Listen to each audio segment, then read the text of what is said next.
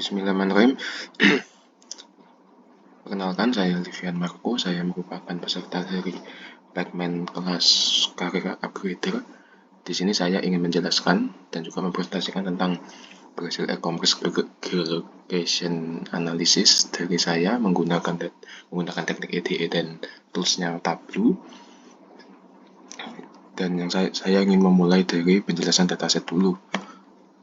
Dataset yang saya gunakan di sini adalah Brazilian e-commerce public dataset by Olis. Jadi ini seperti public dataset by Olis ini, Olis sendiri ini merupakan suatu bisa dibilang toko online, ya bisa dibilang toko online seperti Tokopedia yang berada di Brazil. Nah, di sini ini kalau bisa kita lihat dijelaskan adalah dataset ini punya informasi ya sekitar 100.000 data order dari 2016 sampai 2018. Yang dimana itu ada multiple marketplace di Brasilnya sendiri. Nah, lalu data skemanya kalau kita lihat sendiri di sini Oli sendiri ini punya banyak dataset ya, bisa kita asumsikan dia punya dataset yang banyak, CSV-nya gitu yang banyak, seperti ada reviews, ada order customer, ada order payment-nya, ada produknya, ada order item-nya, seller, geolocation datasetnya gitu, dan semuanya ini disambung menggunakan keys atau mungkin bisa yang lebih familiar ada menggunakan kolom ya, menggunakan ini order ID, product ID, order ID seperti itu, yang kebanyakan sebagai penggabungnya ya, penjoinannya itu menggunakan satu kolom table incremental. Nah, lalu dari hasil yang saya analisa, saya mendapatkan beberapa kesimpulan atau mungkin informasi. Seperti yang pertama adalah geolocation-nya dulu. Jadi kalau saya lihat dari dalam peta sendiri itu memang paling banyak paling didominasi adalah dalam sekitar Sao Paulo gitu. Sao Paulo mungkin bisa dibilang kota terbesarnya ya di di Brasil gitu.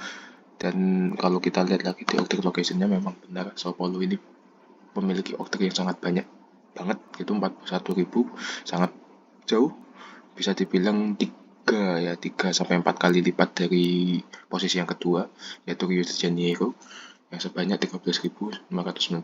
Nah, di sini saya ingin memvalidasi ya sebenarnya apakah memang benar data ini itu mungkin bisa dibilang ya, apakah memang penjualan pada Brasil ini didominasi oleh Sao Paulo. Mungkin kalau kita lihat di sini dari seller location-nya aja bisa dilihat kalau di Sao Paulo sendiri itu ada 1849 seller gitu, yang dimana bisa kita asumsikan memang jika seller lebih banyak otomatis yang diharapkan adalah order juga lebih banyak. Tapi ada hal menarik juga di sini adalah di posisi kedua tadi order location ya, lokasi order yang paling banyak, yang nomor 2 adalah berada di RG ya, ada di RG. Nah, namun di sini justru RG memiliki seller yang relatif lebih kecil daripada si nomor 2-nya itu ada PR dan MG gitu. Berarti tidak samanya kalau seller banyak maka order makin banyak seperti itu. Nah, lalu di sini ada growth ordernya juga. Kalau kita lihat sebenarnya di sini lumayan bagus, setiap tahun satu meningkat. Namun terdapat suatu kejadian ya, yaitu adalah ada highest ordernya pada tahun 2017. Ya, kemungkinan mungkin ini udah mulai banyak yang beralih pada menggunakan smartphone dan berbelanja menggunakan smartphone. Mungkin ini yang mengakibatkan order bisa tumbuh begitu. Namun kalau kita lihat selanjutnya, ini udah menunjukkan titik jenuhnya mungkin ya. Kalau udah mulai naik, mulai turun, mulai naik, turun lagi, akhirnya bakal stabil seperti itu.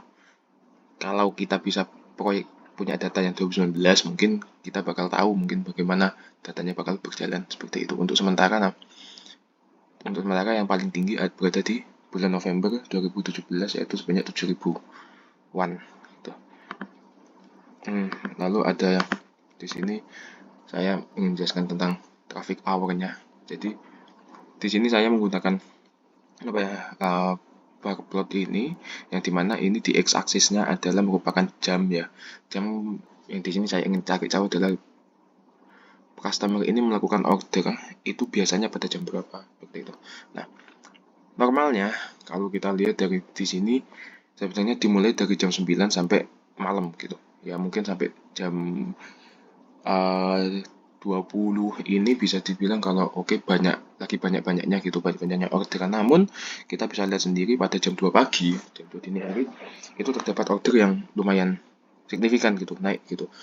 Kalau dari asumsi saya pribadi, kemungkinan ini adalah juga disebabkan dari banyaknya mungkin entah gabut atau apa gitu, yang masih bangun pada jam 2. Ya, seperti bisa kita tahu kalau anak-anak Gen Z atau anak-anak yang masih muda, dia masih aktif kan kadang jam 2, entah pekerjaan atau memang dia sekedar ingin menghabiskan waktu.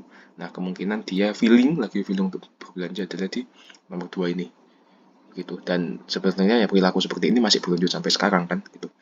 Ya, jadi saya masih bisa berkata seperti itu. Nah, most ordernya sendiri dia ada 6.855.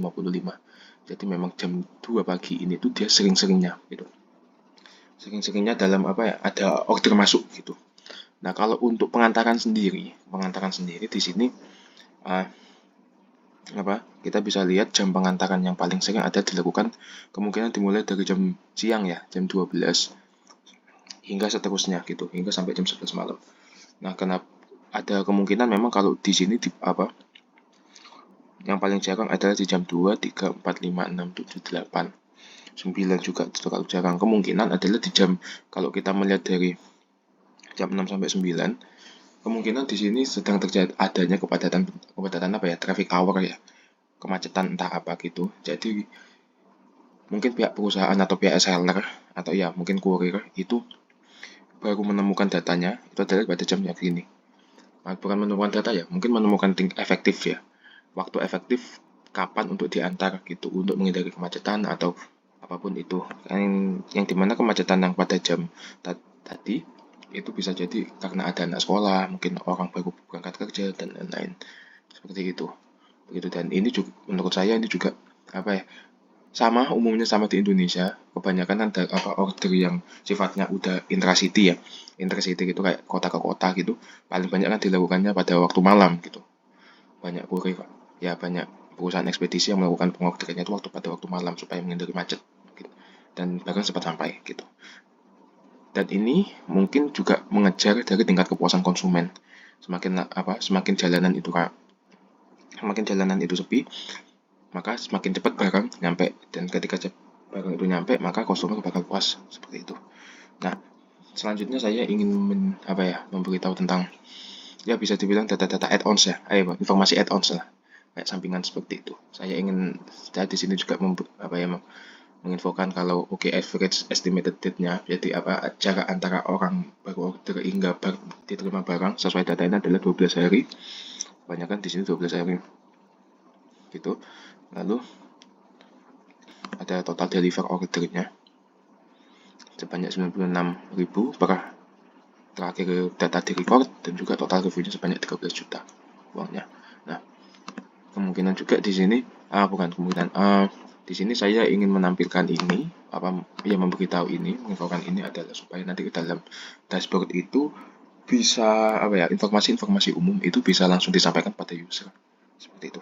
Nah, dengan contohnya seperti ini, dimana di sini ada average estimate order yang tadi itu, hingga nanti ke bawahnya seperti apa suatu data-data yang penting-penting tadi seperti itu. Yang dimana nanti ini bisa kita gabungkan dengan action-action yang kita inginkan seperti filter dan lain-lain begitu. Yang nanti semuanya data akan berubah sesuai user yang diinginkan oleh user begitu. Selengkapnya mungkin jika ingin membaca tulisan saya ada di Medium. Jadi silakan untuk dibaca jika ingin lebih tahu ingin mengetahui lebih lanjut tentang apa yang saya kerjakan seperti itu. Jadi mungkin itu yang bisa saya sampaikan. Mohon maaf jika ada kurang dan salah kata. Wabillahi taufiq wal hidayah. Wassalamualaikum warahmatullahi wabarakatuh.